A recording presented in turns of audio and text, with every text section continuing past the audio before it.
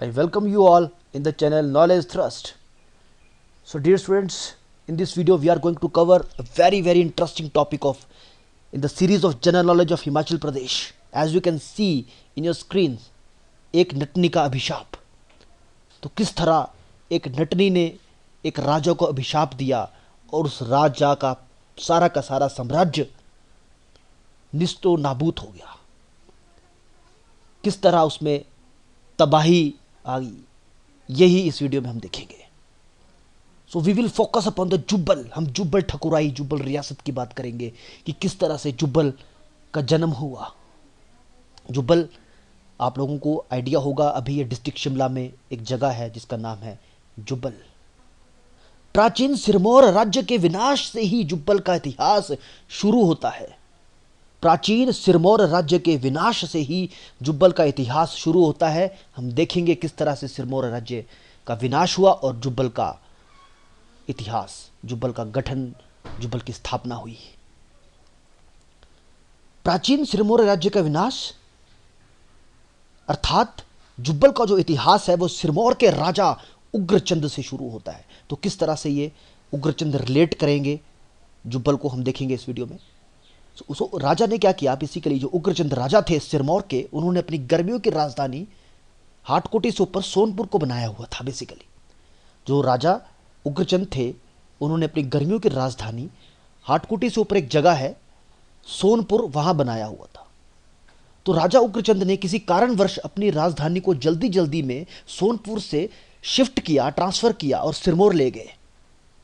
परंतु हुआ क्या, इस दौड़ भाग में उन्होंने अपनी रानी को हाटकोटी के एक ब्राह्मण जिनका नाम था मीर भाट, उनके पास कहकर उन्हें सौंप दिया कि वो आएंगे और कुछ देर के लिए मीर भाट को उनकी रानी को रखना पड़ेगा और वो आकर उस मीर भाट को कुछ इनाम देंगे। तो पढ़िए इस लाइन को। इस दौड़ भाग में अपनी रानी को हाटकोटी के प्रमुख ब्राह्मण मीर भाट के पास यह कहकर हवाले कर गए कि वो लौटकर रानी को ले जाएगा और उन्हें मुंह मांगा इनाम देगा। यह सुनकर मीर भाट ने भी रानी को अपने पास शरण दी, अपने पास रखा। परंतु इस बीच सिरमौर में एक उल्लेखनीय घटना घट गई। एक नटनी जो कि नाच गाना गाकर अपना गुजारा करते थे, किस तरह उसने राजा को श्राप दिया।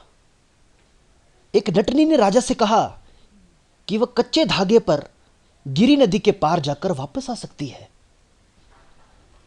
तो नटनी ने राजा से कहा कि जो गिरी नदी है उसके ऊपर अगर एक रस्सी, एक कच्चा धागा बांध दिया जाए तो वो नटनी एक छोर से दूसरे छोर पर जाकर वापस आ सकती है। यह सुनकर राजा आश्चर्यचकित हो गया। राजा को नटनी की बातों पर विश्वास नहीं हुआ। राजा ने कह दिया कि अगर वो ऐसा कर दे तो वो उसे अपना पूरा राजपाट सौंप देगा।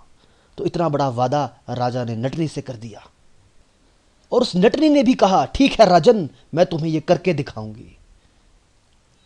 अतः गिरी नदी के ऊपर टोंका और पोंका, दो जगहों पर, दो सिरों पर के मध्य रस्सी बांध दी गई और जब कच्चे धागे पर उस पे जब नटनी चली तो राजा के सैनिकों ने देखा कि नटनी एक छोर पूरा कर चुकी है और वो वापस आ रही है।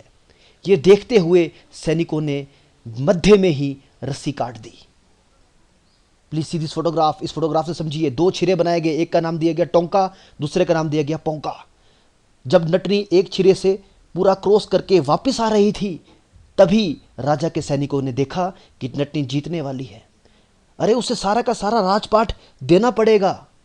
इसीलिए राजा के इशारे पर उसके सैनिकों ने मध्य में ही रस्सी काट दी। रस्सी के कटते ही, जैसे ही रस्सी कटी, नटनी गिरी नदी में गिरने लगी। लेकिन गिरने से पहले, ठीक गिरने से पहले उसने राजा को एक श्राप दिया, एक अभिशाप दिया। वो अभिशाप कुछ इस तरह था, ध्यान से सुनिएगा।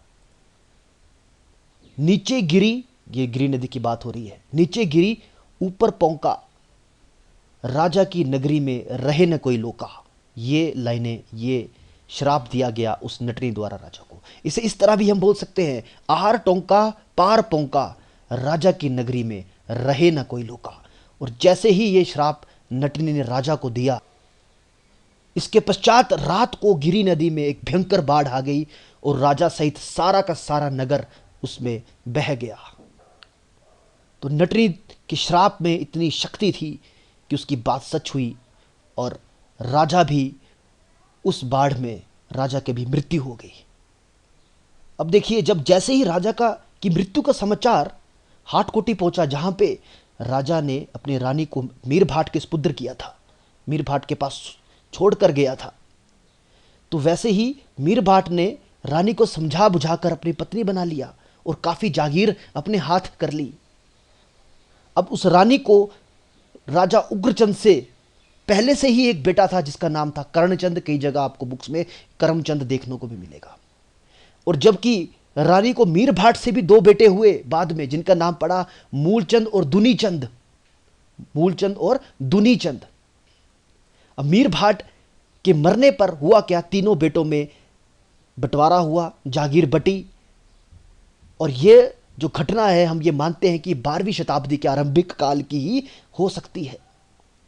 अब करणचंद ने जुब्बल की स्थापना की, मूलचंद ने सैरी रियासत और दुनीचंद ने रावीनगढ़ की ठकुराई की नींव रखी। मैं फिर से रिपीट कर रहा हूं, जैसे ही राजा का अंत हुआ, यह समाचार मीर भाट के पास पहुंचा। उसने रानी को समझा बुझाकर अपनी पत्नी बनाया। लेकिन उग्रचंद, रानी का जो उग्रचंद थे, उनकी पहले ही संतान थी जिसका नाम था करणचंद। तो करणचंद या करमचंद ने आगे चलकर जुब्बल रियासत की नींव रखी। और जो मूलचंद और दुनीचंद जो मीर भाट के बेटे थे, उन्होंने, उनमें से मूलचंद ने सैरी और दुनीचंद ने रावीनगढ़ नामक ठकुराई की नींव रखी। तो किस तरह से एक नटनी के श्राप ने सिरमौर रियासत का इतिहास बदल दिया। Yes, recall again. तो अंत में हम ये बोल सकते हैं, प्राचीन सिरमौर राज्य के विनाश से ही जुब्बल का इतिहास शुरू होता है। So I hope this is clear. आपको थोड़ा बहुत आइडिया लगा होगा। And definitely in the allied services, specially HS examination या HPSSC हमीरपुर में भी काफ़ी क्वेश्चन इस रियासत से पूछे जाते हैं, इसके संस्थापक पूछे जाते हैं। तो आपको ये चीज़ें याद रखनी है। So I hope this is clear. Thank you very much for your valuable time. See you in the next lecture. Keep watching Knowledge Thrust.